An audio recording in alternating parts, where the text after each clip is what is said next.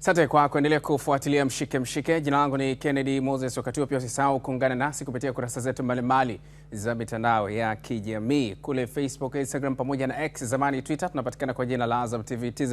Lakini usisahau pia kuungana nasi kupitia kurasa wetu wa michezo kule Instagram ni Azam TV Sports. Huko unaweza kuandika maoni yako na tutakuja kuyasoma hapa kutokana na swali ambalo tumekuuliza kupitia kurasa zetu hizo. Muda huu tuanze kuangazia makubwa tulionayo hii leo. Serikali imeanza mchakato wa kuanzisha chombo maalumu cha usimamizi wa miundombinu ya michezo nchini ili kuongeza ufanisi katika ukarabati na usimamizi wa miundombinu hiyo. Hayo yameelezwa bungeni jijini Dodoma hii leo na Waziri wa Habari, Utamaduni, Sanaa na Michezo Profesa Palamagamba Kabudi wakati akiwasilisha bajeti ya wizara hiyo ya mwaka wa fedha 2025-26. George Mbara anaarifu zaidi kutoka Dodoma.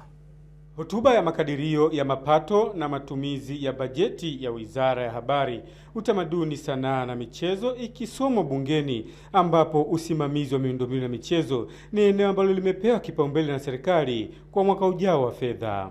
Katika kukabiliana na changamoto za uendeshaji wa miundombinu ya michezo nchini, wizara imeanza mchakato wa kuanzisha chombo maalum cha usimamizi wa miundombinu ya michezo nchini, yani Sports Infrastructure Management Agency, SIMA.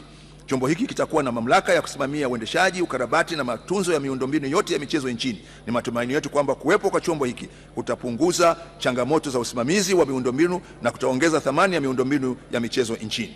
Eneo jingine ni kuendelea na maandalizi ya CHAN na AFCON, ambayo Tanzania itakuwa kati ya wenyeji wa michuano hiyo kwa kushirikiana na nchi za Kenya na Uganda. Katika sekta ya maendeleo ya michezo, Mheshimiwa Naibu Spika, kumbuke kuwa mwaka 2023 Tanzania ilipata heshima ya kuwa mwenyeji wa mashindano ya mpira wa miguu barani Afrika, yani AFCON 27 kwa kushirikiana na nchi za Kenya na Uganda.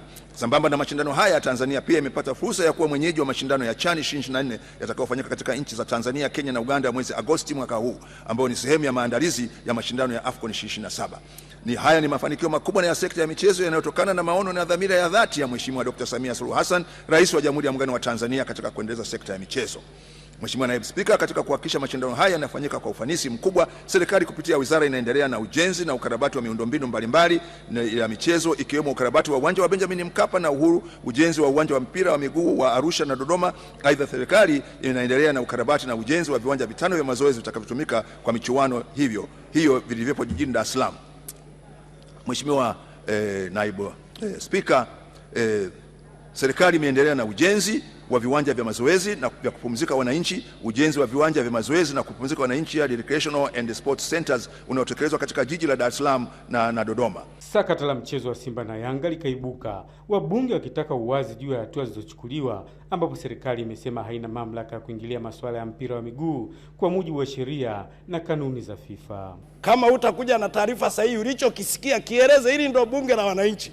Hatuwezi kuwa tunasikia mitandaoni na wewe mwenzetu uliyeteuliwa kwenda kutuwakilisha umesikia sirini, halafu unaleta taarifa tukupitishie budget, tunaacha kuelewa kinachoendelea. Sisi tukirudi huko majimboni kwetu na sisi tuwe tena watu wa mitandao. Leo kama utatoa taarifa sahihi na kushikia shilingi.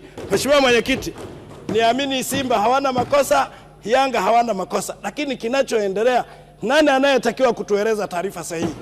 Mamlaka za mpira zilisema zinafanya uchunguzi, lakini tangu ziseme zinafanya uchunguzi mpaka leo taarifa ya uchunguzi haijatolewa hadharani. Alafu inaibuka ratiba tu ya ligi kuendelea bila taarifa ile. Mheshimiwa Mwenyekiti, inakuwa Watanzania hawajatendewa haki. Kwa mujibu wa sheria za FIFA, wizara au serikali haiwezi kuingilia swala hilo. Swala la ligi linasimamiwa na TFF, linasimamiwa na bodi ya ligi, na kanuni haziruhusu serikali kuingilia mambo hayo, kwa sababu ukifanya hivyo FIFA itaifungia Tanzania.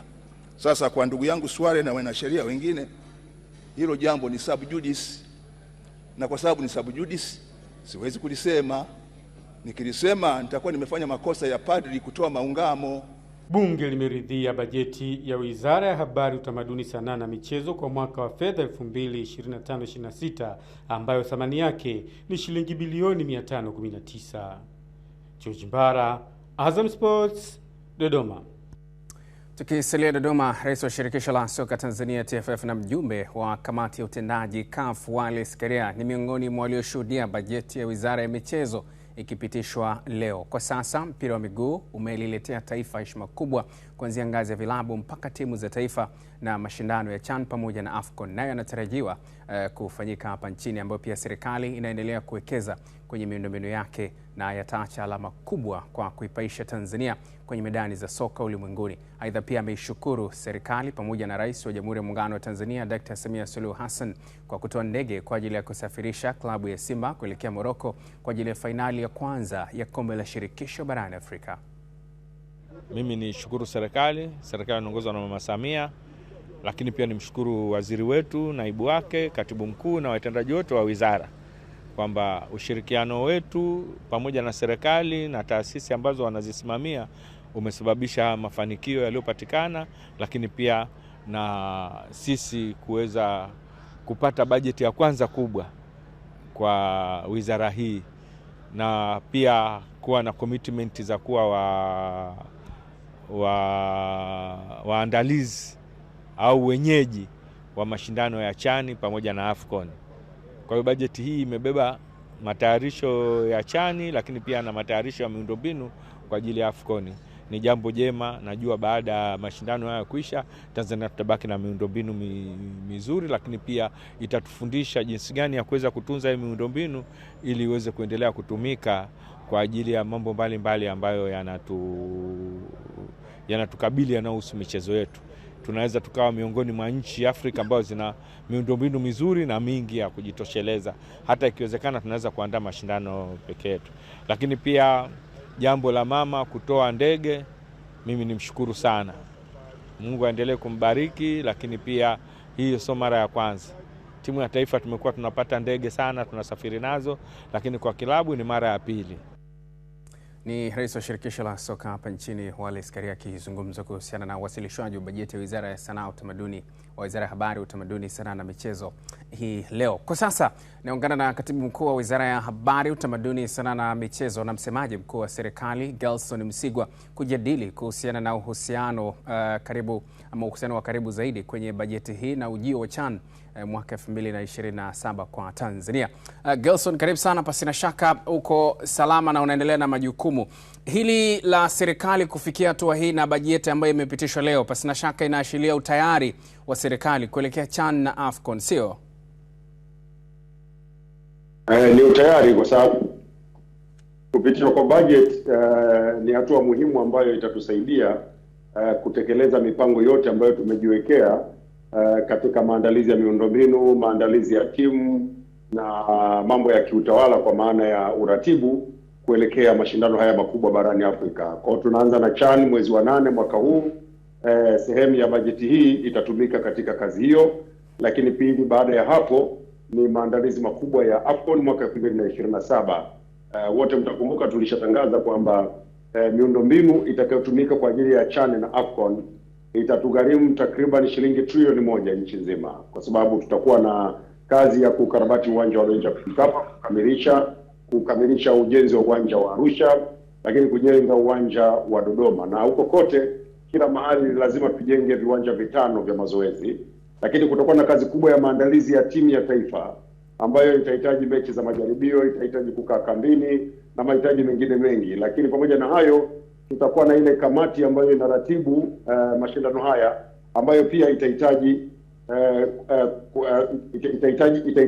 fedha kwa ajili ya kuhakikisha maandalizi yake pia yanafanyika kwa mafanikio. Naam, pengine kuna wadau na wengine ambao watakuwa wanatamani kuunga mkono juhudi hizi, lakini pia kwa namna moja kushiriki katika maandalizi haya ya CHAN pamoja na AFCON. Unawaambia nini? Kwa kweli wadau tunawahitaji sana, na ningependa kuchukua nafasi hii kutoa wito katika maeneo yote ambako nchi zinaandaa mashindano makubwa ya kimataifa.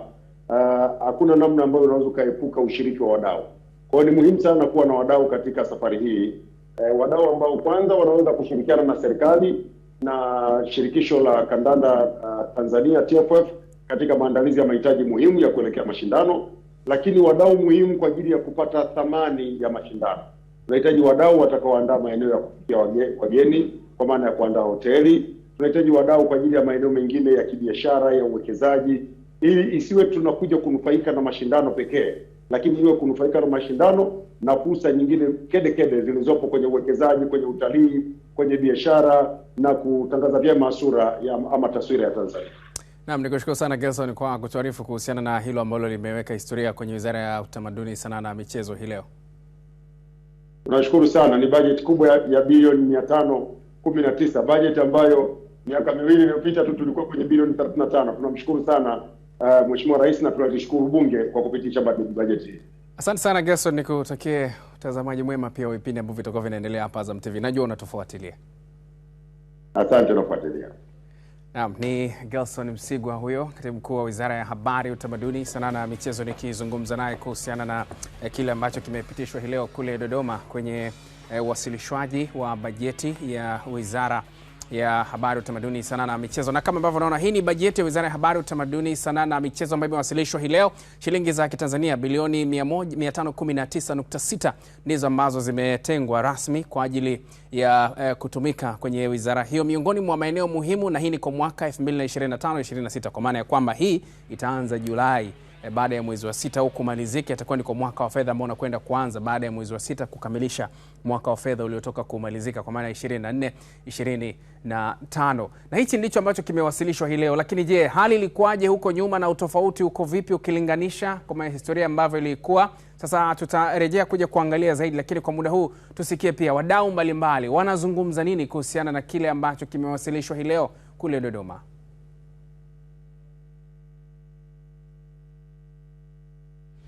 Naam, swali liko linauliza AFCON 2027 yaipaisha bajeti ya Wizara ya Habari, Utamaduni, Sanaa na Michezo. Yepi maoni yako katika hili? Swali liko linauliza hivyo. Tuangalie kile ambacho umetujibu kupitia kurasa zetu mbalimbali za mitandao ya kijamii kwa maana ya Facebook, Instagram pamoja na X, zamani Twitter.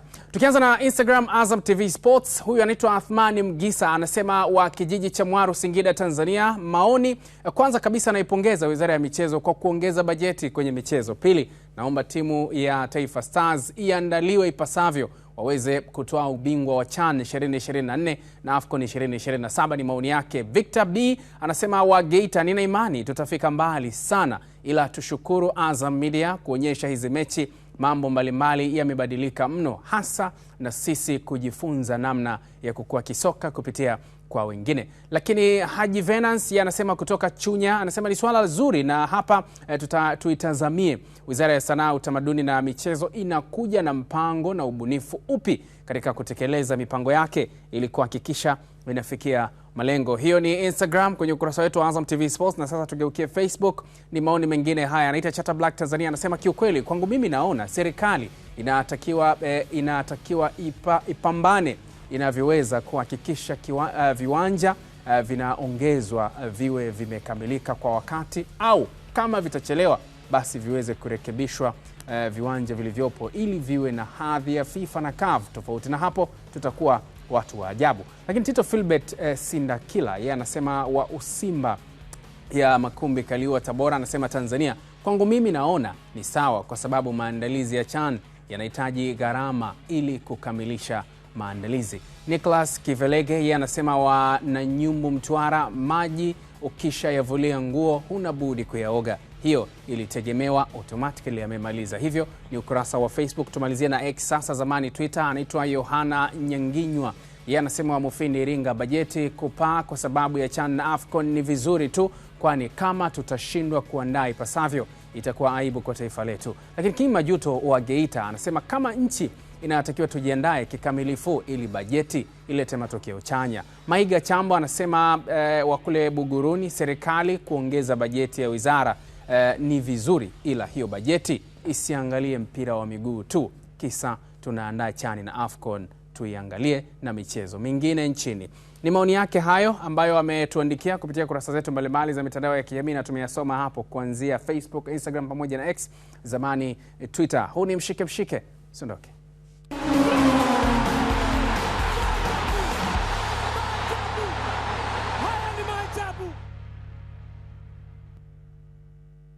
Asante kwa kuendelea kutazama Mshike Mshike. Salia papo tuendelee kujuza mengi tulionayo hii leo. Nilikujuza hapo awali, tumetazama bajeti ambayo imetengwa ama uwasilishwaji wa bajeti ya Wizara ya Habari, Utamaduni, Sanaa na Michezo ambayo imewasilishwa leo kule Dodoma. Tuendelee kuangalia utofauti uliopo kati ya bajeti hiyo na zile ambazo zimepita kwenye miaka kadhaa huko nyuma.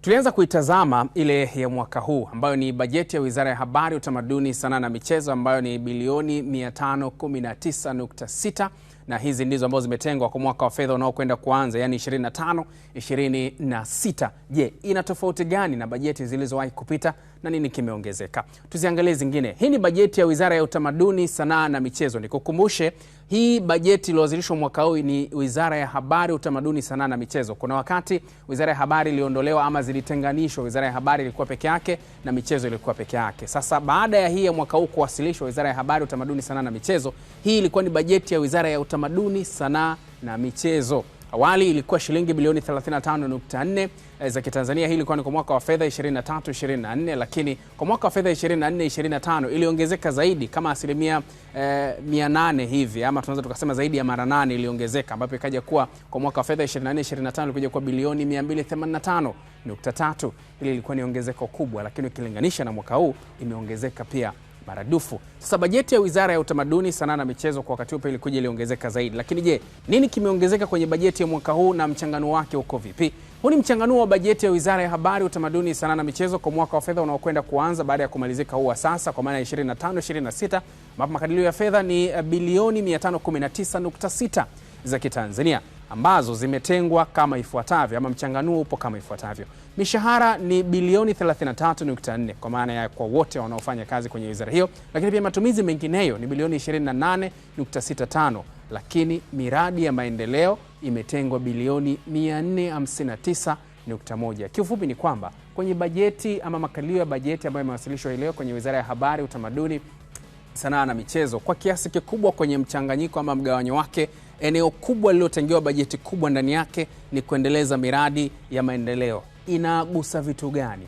Hili ni kuhusiana na michezo, hasa kwenye viwanja, ujenzi wa viwanja. Kama ambavyo unafahamu, tumekuwa kwenye mchakato wa muda mrefu wa kuandaa michuano ya CHAN ambayo itaanza mwezi wa 8 baada ya kusogezwa mbele. Ilibidi ifanyike mwanzoni mwa mwaka huu, lakini imesogezwa mbele mpaka mwezi wa 8. Baada ya hapo itakuwa ni maandalizi ya AFCON 2027. Hivyo hichi ambacho kimefanywa kwenye miradi ya maendeleo, kuweka ama kutengewa fedha, kiasi kikubwa cha fedha kimelenga maeneo hayo, kama ambavyo imejidhihirisha ama imejitanabaisha hapo kwamba ni miradi ya maendeleo, lakini maeneo mengine kipo kawaida. Ila ongezeko limekuwa maradufu zaidi ukilinganisha na bajeti iliyopita. Bali na hilo, ni kama ambavyo umeona sasa, baada ya kutazama huo mgawanyiko ulivyo na matumizi mengineyo, ni kama ambavyo unaona tumezungumzia hapo mishahara takriban bilioni 11.2. Hii ilikuwa ni bajeti iliyopita, na mchanganuo wa bajeti iliyopita kwa maana ya Wizara ya Utamaduni, Sanaa na Michezo hapa kabla haijaunganishwa na Wizara ya Habari ilikuwa hivi. Fedha iliyoidhinishwa ilikuwa ni bilioni 285.3 bilioni kama ambavyo unaona hapo, lakini mishahara ilikuwa bilioni 11.2, matumizi mengineyo ilikuwa ni bilioni 15.8, na miradi ya maendeleo ilikuwa ni bilioni 258.2. Utaona pia kuna ongezeko, lakini pia bado lengo kubwa la serikali likiwa ni kuwekeza zaidi kwenye miradi ya maendeleo kwenye maeneo ya michezo, kigusa michezo yote. Sasa miradi ya maendeleo ya michezo ni kama ambavyo unaona mambo ndio yalikuwa hivi. Mwaka 23-24 iliwekwa shilingi bilioni 11.8, lakini kama ambavyo unaona mwaka uliofuata 24-25 bilioni 258.2. Mwaka 25-26 ambao unakwenda kuanza hivi karibuni bilioni 459.1. Kwa hivyo unaweza ukaona mara mbili zaidi, yani kilichokuwa kimewekezwa kwenye miradi ya maendeleo mwaka uliopita wa fedha kwa maana 24-25, mwaka huu kimefanywa mara mbili zaidi, kutoka bilioni 258.2 mpaka bilioni 459.1 kwa mwaka ujao wa fedha mwaka 2025-26. Hii ni sehemu ya yale makubwa ambayo yamefanywa kwenye Wizara ya Habari, Utamaduni, Sanaa na Michezo, hasa kwenye uwasilishwaji ama bajeti ambayo imewasilishwa hii leo kule bungeni jijini Dodoma, ikiwasilishwa na Profesa Palamagamba Kabudi ambaye ni waziri mwenye dhamana ya Habari, Utamaduni, Sanaa na Michezo, na amewasilisha bajeti hiyo. Mpaka majira ya jioni hii tulikuwa tunajaribu kushuhudia na kufuatilia kwa ukaribu kuona mambo yalivyokuwa bungeni Dodoma. Licha ya bunge leo kuwa na mijadala mikali kuhusiana na masuala makubwa ama mbalimbali ambayo yanaendelea katika soka, lakini tumeshuhudia bajeti hiyo ikipitishwa, na hivyo ndivyo ambavyo mambo yalikuwa. Tuendelee kuangazia mengine tulionayo. Hapa Dar es Salaam, mwandishi wetu Omari Suleimani amepitia katika maeneo mbalimbali ya mji huu na kuzungumza na wadau ambao wamekuwa wakifuatilia kwa ukaribu mawasilisho ya makadirio hayo ya bajeti, na hivi ndivyo walivyozungumza naye. Baada ya Wizara ya Utamaduni, Sanaa na Michezo kutenga kiasi cha bilioni 519.9 cha bajeti cha msimu wa mwaka 2024 na 2025, ikiwa hii ni kutokana na ongezeko la bajeti la maandalizi ya michuano ya CHAN pamoja na AFCON nchini Tanzania. Naomba tu katika usimamizi sasa wa kufika katika utendaji, ina maana yake kila mtu akaplay part yake. Kama wizara itapata chochote kuhusu kuweza kuiweka baadhi ya miundombinu ya viwanja, miundombinu pia ya timu za taifa, basi wale ambao wanasimamia wakipata fungu hili la fedha waende wakalitumia ipasavyo. Kwanza kabisa tuipongeze serikali ya Jamhuri ya Muungano wa Tanzania kupitia mama yetu Mama Samia Suluhu Hassan. Ukizungumzia bajeti ya msimu huu na bajeti iliyopita, imeongezeka ni asilimia kubwa sana. Especially sisi wapenda michezo tunapongeza kwa sababu hii sasa inaenda kutupanulia wigo mpana, kuonekana kwamba na sisi sasa tumeenda sasa kukua katika kimichezo.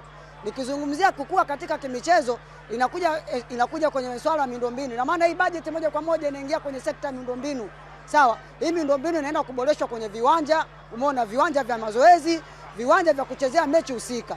Ina maana sasa hii kwetu sisi ni faida kubwa. Bajeti ni nzuri kwa sababu facilities za michezo zitakuwa ni nzuri, kwa sababu kuna timu nyingi zitakuja hapa kwenye mashindano ya AFCON na CHAN, watakuwa wanacheza kwenye viwanja vizuri ambavyo na maandalizi yatakuwa ni mazuri. Fedha zilitengwa ni pamoja pia na karabati mbalimbali za viwanja, na mojawapo ya uwanja ni uwanja huu wa Benjamin Mkapa, ambapo karabati zinaendelea katika uwanja huu. Nikukumbushe tu mwaka huu kuna mashindano mawili makubwa yanatarajiwa kupigwa katika uwanja huu. Nikiripoti kutoka hapa katika uwanja wa Benjamin Mkapa, mimi ni Omari Suleiman wa Azam Sports. Naam, tukiachana sasa na yaliyojiri kule bungeni Dodoma, tuelekee kuitazama Ligi Kuu Soka Tanzania Bara ama NBC. Maandalizi ya mchezo namba 206 wa raundi 26 wa Ligi Kuu Soka Tanzania Bara yamekamilika, na kesho wekundu wa Msimbazi Simba watawakaribisha Pamba Jiji kwenye uwanja wa KMC Complex majira ya saa 10 kamili jioni. Hassan Hamed Mvula ametuandalia taarifa kamili. Makocha wa timu zote mbili mapema asubuhi wamezungumza na wanahabari na kuelezea mipango yao kuelekea mchezo huo. Awali kocha Fred Felix Miziro amesema ataingia kwa tahadhari katika mchezo huo, huku akiamini kwamba Simba ni miongoni mwa timu kubwa na zenye mbinu na uwezo mkubwa wa kubadilisha matokeo. Ni mchezo mgumu kwa sababu unakutana na timu ambayo ni nzuri, imefanya usajili mzuri na heshima kwa hilo, lakini kikubwa ni kwamba na sisi pia tuna timu nzuri, tunaandaa vijana vizuri. Basi naamini kwamba kesho kama watafanya yale ambayo tumewaelekeza, watu wategemea kuwa na mechi moja nzuri.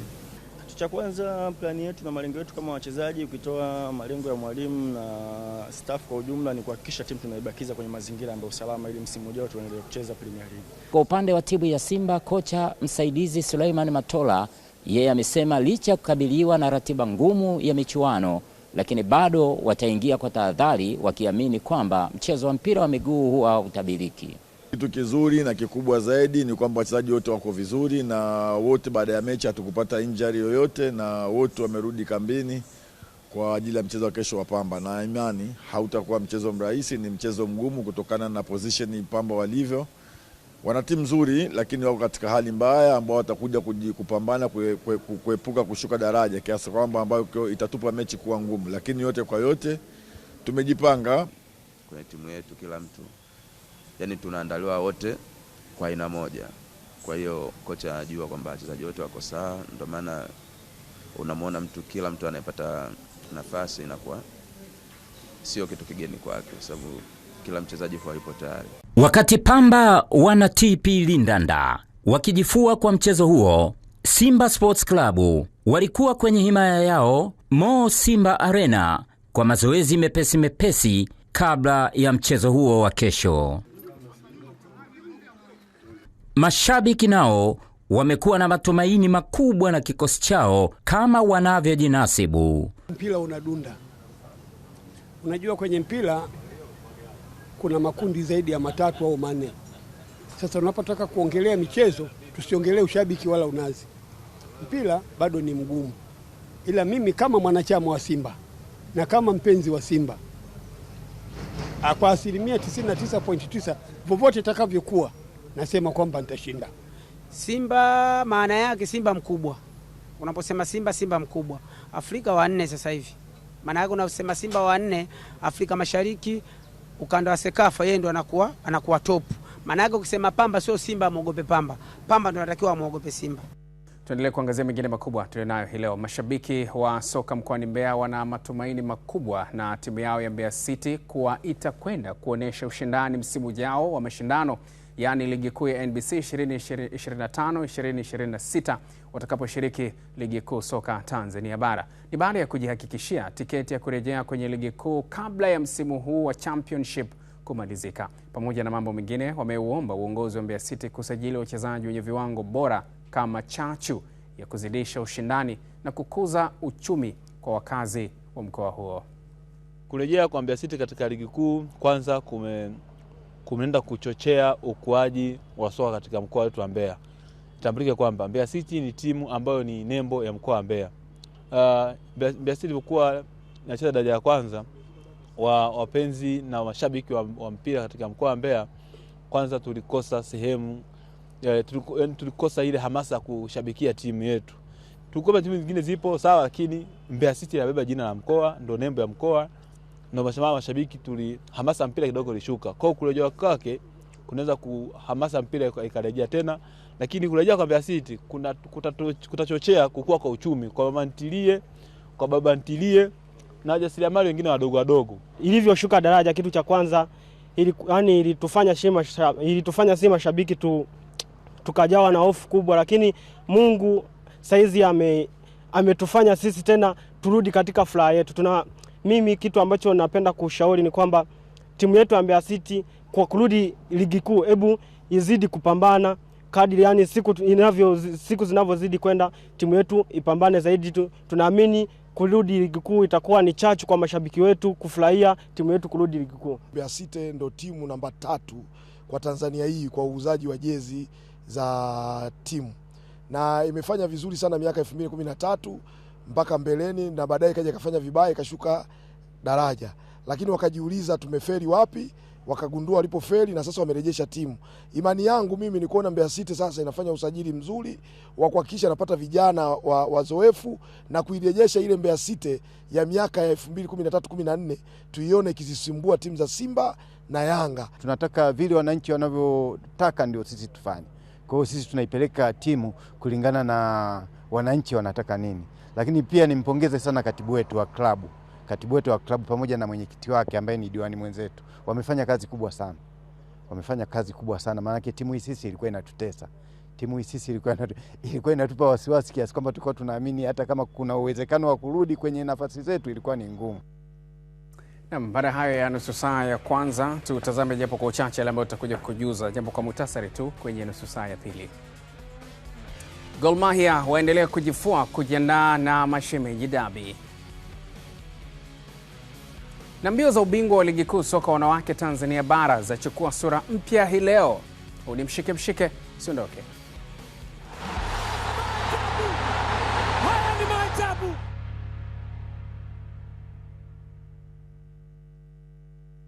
Asante kwa kuendelea kwa nasi. Tuendelee kutazama yale makubwa tulionayo kwenye mshike hii leo.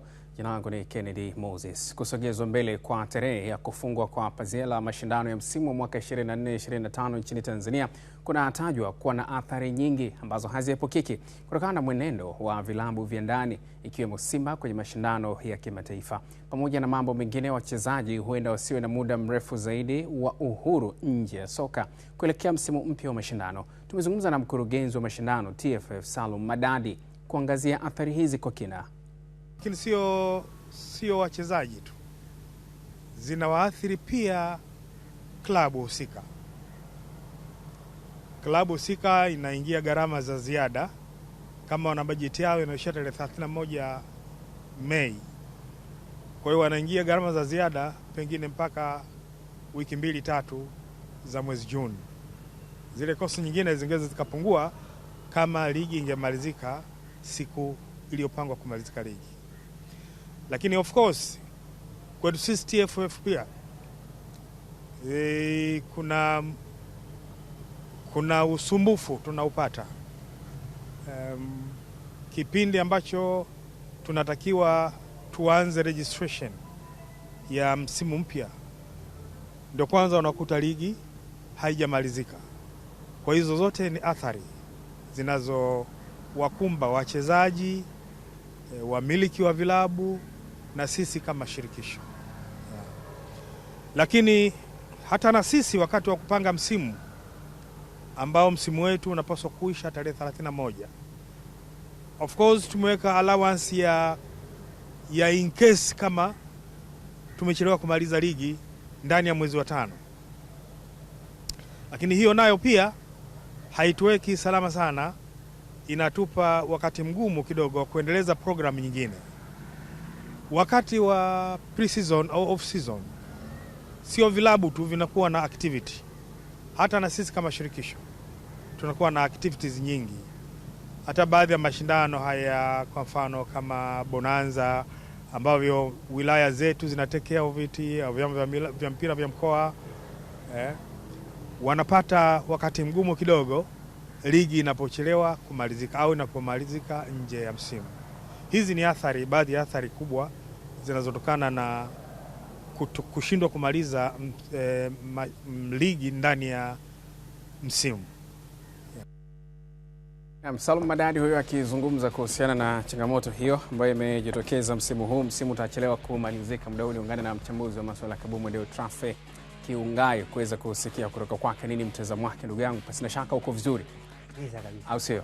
Haya, ratiba imeshona sana na ligi itachelewa kumalizika. Ukijaribu kuangalia hapo 15 mpaka 17 Mei 2025 kuna mechi za ligi ya mabingwa pamoja na shirikisho zinachezwa za finali. Kwa hivyo zitasababisha baadhi ya vitu huko kuchelewa. Kwa mfano Mei 18 2025 itakuwa ni kombe la shirikisho la CRDB nusu finali, sio finali.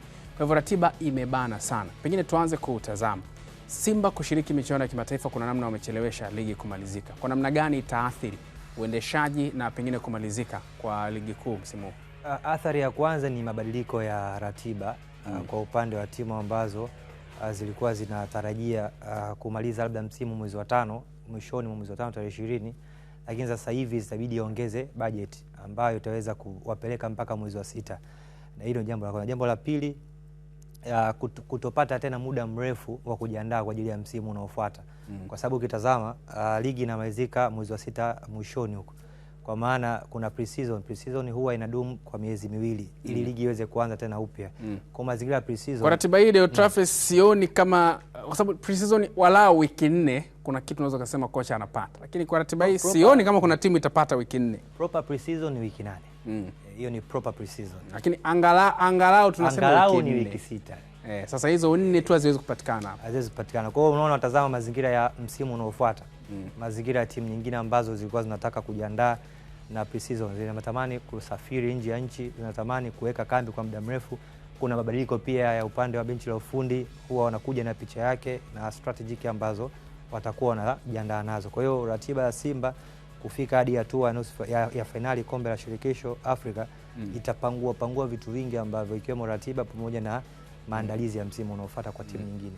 Amna Juni 22 2025 ndo angalau tutashuhudia ligi kuu NBC round ya 30. Kama tunafahamu kila timu inacheza michezo 30, michezo 15 nyumbani, 29, 18. Sasa ukijaribu kuangalia kuanzia 22 hapo inasogea. Yaani kuanzia 22 ndo angalau ligi kuu NBC round ya 30 hapo tunaanza kuona. 26 28 bado ngoma inakomaa, tunaifuata Confederation ama shirikisho la CRDB finali. Kwa sababu ukitazama hapa Simba anacheza tarehe 17, itakuwa ni siku ya Jumamosi, na tarehe 25. Bado hapo kuna klabu bingwa tarehe 24 na tarehe 1 mwezi wa 6. Ukitazama hapa chini, huu ni Yanga ambaye atafanikiwa kucheza hatua ya nusu finali dhidi ya JKT pale Mbokani. Lakini Simba ratiba yake itakiwa acheze hii siku. Lakini kutokana na ratiba za michuano ile ya kimataifa amesogezwa mbele hadi tarehe 31. Kitu ambacho hata yeye mwenyewe kwa upande wa wachezaji pamoja na benchi la ufundi na uongozi watakuwa wanaitazama zaidi fatiki. Sasa afadhali haya huku mwanzo kabla ligi haijaisha wanaweza wakasoti. Mjadala mwingine pia niliona hapa kwenye mechi za playoff. ambazo zinatokea kuanzia 25 mpaka 29 Julai, 3 mpaka 7 Julai 2025. Playoff ya kwanza kabisa ni ya ligi ya ligi kuu. Kwa maana timu ambayo itashika nafasi ya 13 na timu ambayo itashika nafasi ya 14 watacheza pamoja ugenini na nyumbani. Mshindi anabaki. Anaweza kukuta mpaka zinakuja playoff zile za kwenye ligi huku tayari zile za mechi za awali tunasema za mwanzo za za kimataifa tayari zimeshafika. Lakini hii ratiba inategemea pia na bodi ya ligi pamoja na shirikisho watakaa kuseti msimu ujao utaanza mwezi wa ngapi na utaanza tarehe ngapi. Naamini watakuwa wamekaa chini na ndio maana tumeona mwezi wa 7 tarehe 25 mpaka 29 bado kuna mechi, tarehe 3 mpaka tarehe 7 mwezi wa 7 pia bado kuna mechi. Naamini kuna ratiba ambayo wataiseto kwa ajili ya msimu unaofuata. Bwana, shukrani sana Leo Traffic Kiungai. Nashukuru pia kwa kutujuza namna ambavyo mambo yatakuwa magumu hapo mbele. Shukrani sana. Shukrani sana.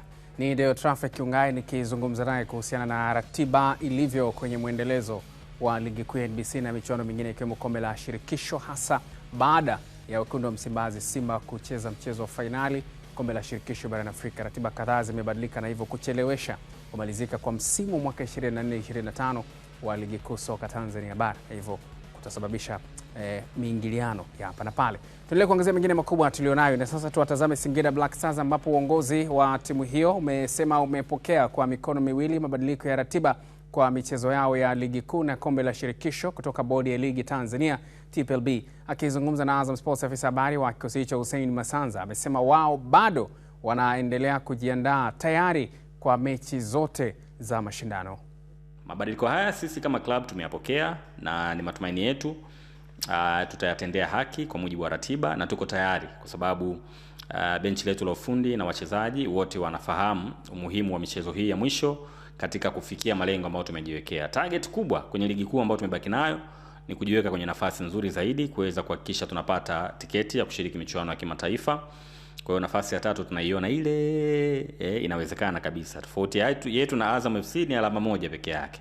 Kwa hiyo tunajizatiti katika eneo hilo, lakini pia kwenye michuano ya kombe la shirikisho CRDB dhamira yetu ni kuthubutu mpaka hatua ya fainali na kuligombania taji hilo la CRDB. Tunaamini inawezekana na wachezaji wetu wana deni hilo, kwa sababu msimu huu tuliwaahidi na tuliwahakikishia mashabiki na wadau wa Singida Black Stars kwamba hatutatoka mikono mitupu. Kwa hiyo tuna dhamira kubwa katika michuano ambayo tunashiriki, lakini zaidi kombe la CRDB. Hussein Masanza, afisa habari wa Singida Black Stars. Tuwatazame majirani zetu Kenya sasa, ambapo wikendi hii katika uwanja wa Kasarani mjini Nairobi tunakwenda kushuhudia mtanange wa mashemeji derby kati ya Gor Mahia ambao watakuwa wenyeji dhidi ya FC Leopard. Kikosi cha Gor Mahia maarufu kama Kogalo kinaendelea kujifua na kikifahamu kuwa mashabiki wake hawana chochote cha kuwapa zaidi ya alama 3. Kutoka Nairobi nchini Kenya, mwenzetu Mohamed anaarifu zaidi. Hapa ni katika viunga vya Thika. Unazungumza mbali kidogo ya mji wa Nairobi zaidi ya kilomita 40.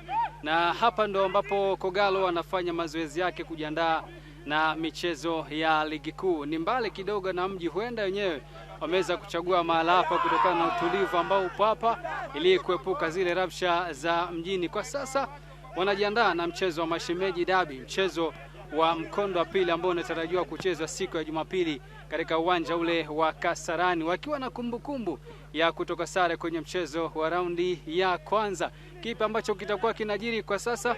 Tumeweza kuzungumza na baadhi ya wachezaji wa Gor Mahia kuelekea maandalizi yao kuelekea mchezo huo. Maandalizi yetu inaendelea vizuri.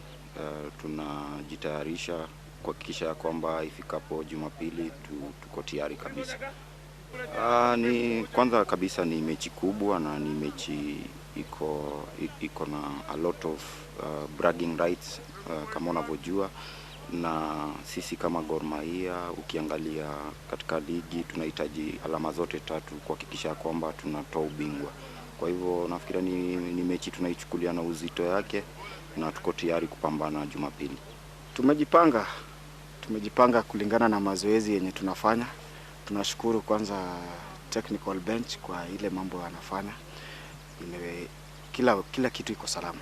Kuna kitu tumeongeza hapo, ni kawaida, ni ile tu sasa umejua mchuano kama hii ina mambo mingi. Ile bragging right iko, na sisi kama wachezaji pia tunajua hii ni game kubwa. Lazima tujitume. Umezisikia kauli za wachezaji wa Gor Mahia. Wenyewe wanakuambia kambi ipo vizuri kweli kweli. Walimu wanafanya mbinu zote kuhakikisha alama 3 wanatoka nazo siku ya Jumapili. Cha muhimu zaidi, mchezo utakuwa live ndani ya Azam Sport 3 HD. Naam, nikukumbushe tu unaendelea kufuatilia Azam TV ama Azam Sports 1 HD. Jina langu ni Kennedy Moses. Twende break, tutarejea. Unimshike mshike.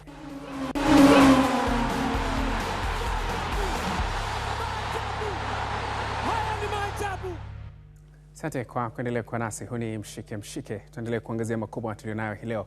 Mabingwa watetezi wa ligi kuu soka ya wanawake Tanzania bara Simba Queens wamerejea kileleni mwa msimamo kwa kishindo baada ya kuichapa JKT Tanzania ama JKT Queens magoli 4-3. Ni mchezo muhimu wa ligi kuelekea mwishoni mwa msimu kumpata bingwa, ambapo rasmi Simba Queens imerejea kileleni kwa jumla ya alama 40 kwa alama ambazo JKT Queens walikuwa nazo hapo awali, ambao walikuwa wakiongoza ligi kabla ya mchezo wa leo. Janix Chikango ametupia hat-trick leo kwenye mchezo huo aliohudhuriwa na idadi kubwa pia ya mashabiki wa soka nchini.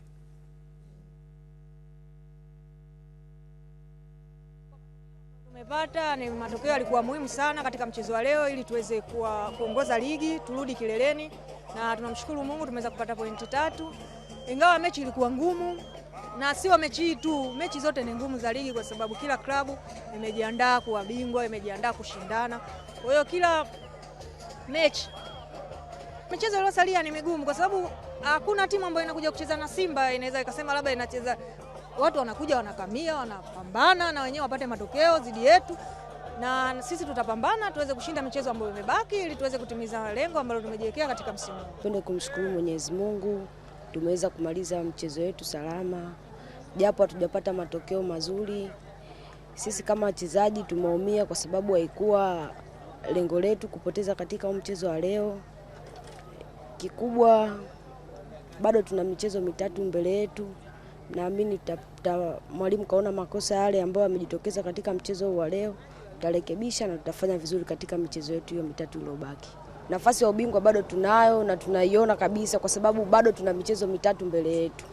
Haijalishi katutangulia kwa pointi 2, ila na imani na sisi tutaendelea kupambana kuhakikisha michezo yote iliyobaki tushinde. Nao baadhi ya wadau wa soka la wanawake waliojitokeza kwenye mchezo huo wametoa maoni yao. Tumefurahi. Kikubwa tulikuwa tunataka pointi 3 za leo zilikuwa muhimu. Tunashukuru tumepata pointi 3 japo kiugumu. Lakini tunashukuru kikubwa pointi 3. Mpaka dakika hii tunaweza tukasema tuna 99% kombe liko kwetu. Tunasubiri kukabidhiwa tu. Maana mechi ngumu ndio ilikuwa hii. Hii tushamaliza. Leo naona kama ubingwa tayari nishachukua. Kwa sababu mechi yangu iliyokuwa ngumu ya kuchukulia ubingwa ndio hii hapa. Sikuona mechi nyingine ngumu yote zaidi ya hapa. Hii hapa ndio nilikuwa najua kabisa hapa kuna upinzani wa mimi na yeye. Lakini kwa sababu ni mtoto mdogo mimi mkubwa, basi siwezi kuongea kitu. Mchezo wa leo umekuwa ni mzuri sana kwa sababu ni mchezo ambao ulikuwa unasubiriwa na watu wengi, wana Simba na wanaopenda soka, kwa sababu yani mtu anayeshinda leo inamaanisha ndio bingwa. Kwa hiyo tumefurahi, tumeenjoy, mpira ulikopo mzuri, wachezaji wamejitahidi kucheza vizuri, kwa hiyo wameonyesha yani mpira mzuri sana. Kwa hiyo sina kingine cha kuongea zaidi ya kusubiria ubingwa. Yaani mwaka huu ni vikombe mwanzo mwisho, haina kupingwa. Tukisalia kwenye soka la wanawake, kikosi cha CS Queens kimeendelea kujifua katika dimba la Samora mkoani Iringa kwa ajili ya kuwakabili wapinzani wao Bunda Queens Mei 12 mwaka huu. Ni mwendelezo wa ligi kuu soka wanawake Tanzania bara ambapo CS Queens itakuwa nyumbani, na kwa benchi la ufundi wanasema hiyo ni moja ya mechi wanazopaswa kuvuna alama 3. Vijana wote wako vizuri kama hivi unavyoona, wako mazoezini na tunajiandaa kwa ajili ya mchezo ambao tunatarajia kucheza tarehe 12 dhidi ya Bunda Queens. Ya maandalizi yako kwenye kiwango cha juu, na kama unavyoona tuna train kwa ajili ya maandalizi ya mchezo huo, na matarajio ni kwenda kufanya vizuri. Na kuhusu wapinzani ni timu nzuri na waheshimu ni timu ambayo imekuwa ni shindani, lakini yote kwa yote sisi tumejiandaa kwa ajili ya kwenda kupambana, tukijua tunacheza mechi za away na tumejiandaa kwenda kushindana. Tunaweza tukapata matokeo michezo yote iliyobaki kama Mungu akitujalia tukawa salama. Lakini pia tunashukuru mwalimu wetu amekuwa akiendelea kutupa maelekezo ya kutosha namna gani tucheze, namna gani ya kujilinda, namna gani tusiendelee kuruhusu magoli mengi pia. Kwa hiyo tunashukuru kwamba tunayafanyia kazi yale yanayotufundisha na tunajiandaa vyema kwa ajili ya michezo inayofuata. Ligi ngumu kwa kweli, ligi ngumu, ila tunajikaza, tunapambana, tunafuata maelekezo ya mwalimu ili tuweze kufikisha timu pale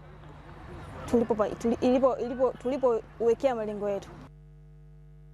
Tuendelee kuangazia mengine makubwa. Wanamichezo mbio za vikwazo mwishoni mwa juma wameendelea na mpango wao wa kila Jumamosi wa kufanya mazoezi kwa pamoja, na safari hii wameungana na wafanyakazi wa idara ya uhamiaji kufanya mazoezi hayo. Hassan Mvula anaarifu zaidi.